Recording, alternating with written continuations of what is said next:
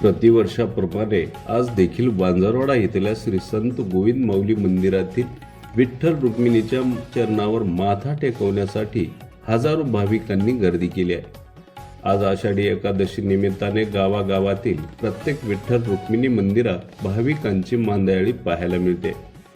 मात्र लातूरच्या जळकोट तालुक्यातील वांजरवाडा येथील श्री संत गोविंद माऊली मंदिरातील विठ्ठल रुक्मिणीच्या आजच्या दिवशीच्या दर्शनाचे अनन्यसाधारण महत्त्व आहे।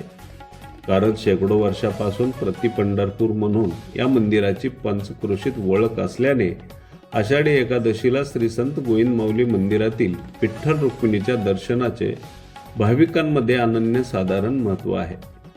म्हणूनच आज आषाढी एकादशीच्या निमित्ताने ज्या भाविकाला पंढरपूरला जाणे शक्य नाही ते भाविक या श्री संत गोविंद माऊली मंदिरातील विठ्ठल रुक्मिणीच्या चरणावर आपला माथा टेकून पंढरपूरच्या पांडुरंगाचे एकरूप होण्यासाठी हजारोच्या संख्येने येथे येत असतात।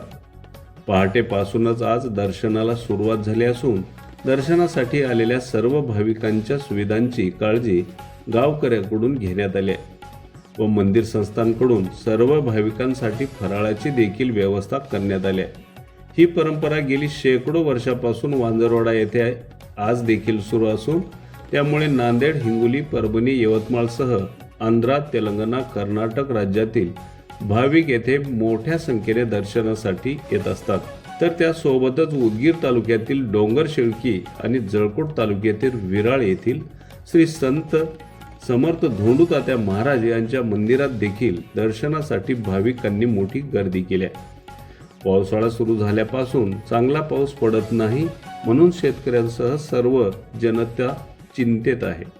चांगला पाऊस पडावा, अन्नधान्य भरपूर पिकावं, सर्वत्र शांतता राहावी या मागणीचे पांडुरंगांकडे साकडे घातले असल्याचे अनेक भाविकांनी आमच्याशी बोलताना सांगितले।